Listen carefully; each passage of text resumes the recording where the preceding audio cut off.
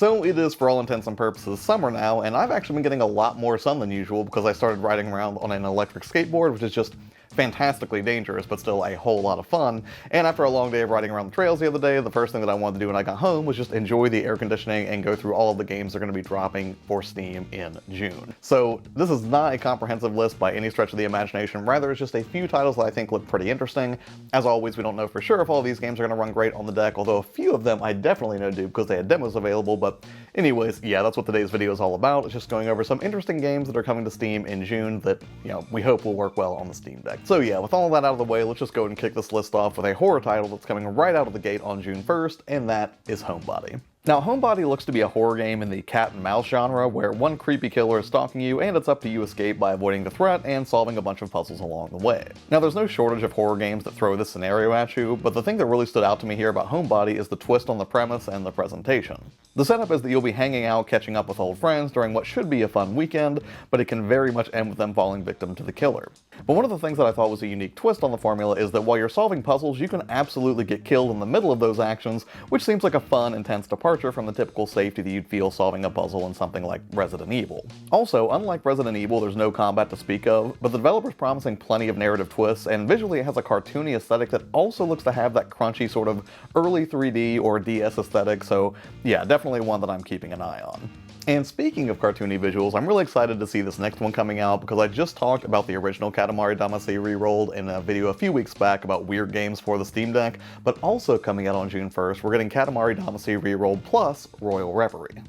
This version will include everything from the original with some updated visuals, complete with some multiplayer inclusions. But on top of the original story, Royal Reverie adds additional challenges where you get to play as a younger version of the King of the Cosmos, and I'm actually pretty pumped about that considering he's such an oddball character anyways. There's also a range of other improvements and additional features like a photo mode, soundtrack, eternal mode, and better navigation. So if you're in the mood for more cartoonish, over-the-top Katamari rolling, or if you're just completely new to the game and want to play something that is just unabashedly weird but super fun, this looks like a great way to experience it if you never got a chance to play this when it originally dropped back on the PlayStation 2, I think around like 2003 or something like that. Next up is probably one of, if not the biggest launch for June, and that is Street Fighter 6 coming from Capcom on June 2nd.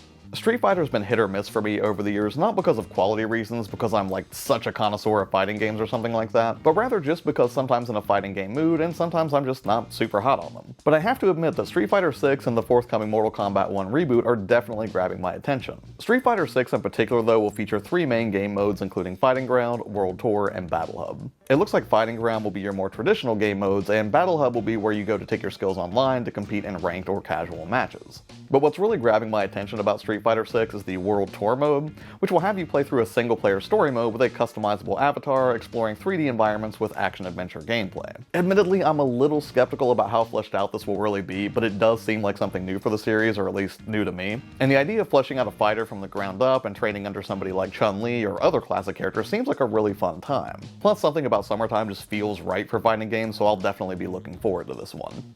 Next up, harkening back to the 16-bit era with some admittedly really cool looking sprite work, is Tiny Thor, releasing on June 5th. So Tiny Thor is a 16-bit action platformer, and it's hitting all of the right notes for me so far. There's a demo available right now that I highly suggest you grab since this just has hidden gem written all over it. Tiny Thor kicks off with you playing as, well, a tiny 8-year-old Thor on his birthday, and to absolutely no surprise you'll be gifted Thor's iconic Mjolnir hammer as a birthday present before Thor's adventure really kicks off. The platforming feels tight and responsive, but there are some really thoughtful touches here as well. For instance, if you take a hit, losing your heart piece doesn't just take your life away, but rather it ticks down and you can retrieve it as it bounces away to make sure that you don't die to a single hit. Kind of in like a Sonic the Hedgehog way, I guess, with the rings. But beyond Tiny Thor just demonstrating a really good grasp of the fundamentals and art direction, I have to say, Mjolnir is really fun to toss around before it just snaps back to Thor exactly the way you'd expect, either automatically or after you manually recall it. You can use the geometry of the level layout to toss it at a unique angle, which will let you retrieve collectibles, or just deal with upcoming threats more creatively as the hammer bounces around.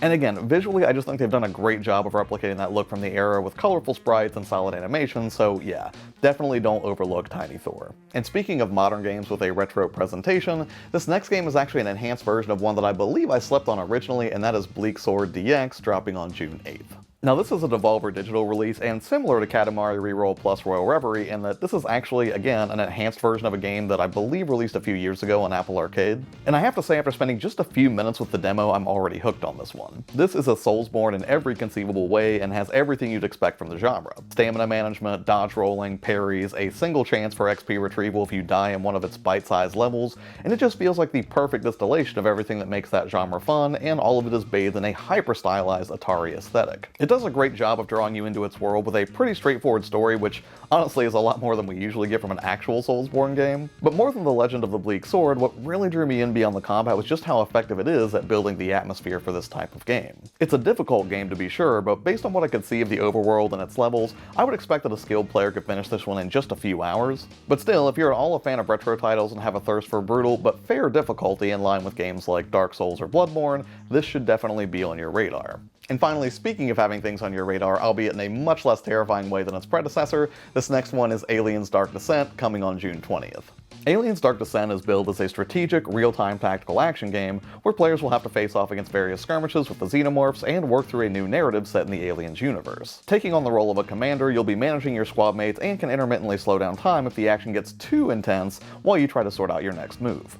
It looks really ambitious to say the least, and there's definitely a lot going on here. And while the Alien games have been historically kind of hit or miss, this one looks to show some real promise, and things like persistent level design seem like it could lend the game a lot of replayability as well. In addition to clearing objectives, you'll also have to manage your teammates' stress levels, which sure seems like it's going to give the whole thing a dash of Darkest Dungeon. So here's hoping that it plays out well, because I sure do love the Alien franchise, and it'd be really nice to see another solid title added to the IP. Alright, so that's it for this one. Again, normally I try to do these videos right at the end of the month, right before the next month ramps up, so I can kind of get an idea of what's coming down the pike for Steam and hopefully by extension the Steam Deck. But hey, what about you? Are there any particularly rad games that you're excited for coming out in June? If so, please let me know in the comments below, especially if I left something completely awesome off this list.